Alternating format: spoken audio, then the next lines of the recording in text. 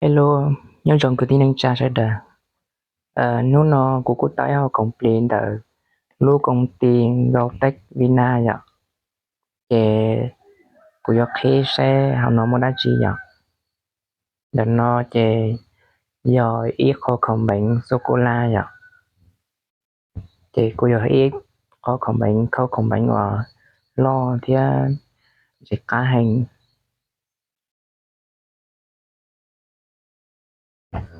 Chè có nói chè yo khó bệnh mi vậy.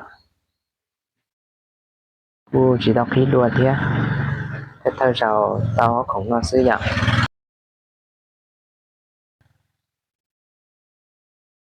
Có nói chè của yo ít cho bệnh và gia đình cho bánh mì ạ. Còn nó cô giỏi trong bánh và cô giỏi cà phê xí chị em bánh ạ. Còn nó chỉ hỏi cho cô giỏi cà phê cô giỏi bó cà phê ạ. Để nó chỉ hỏi cho bánh giống như cho thải nữa ạ. Cho bó bánh này ạ. Để nó chỉ ai cho thải ở bé nhiều cho tê tán la thế xí. Để lúc khâu lo nó chỉ chuẩn thì tao cho còn bánh đau đi nó xí ạ. Cái thơ sao của tao không lì là lúc công ty gọi tách vậy.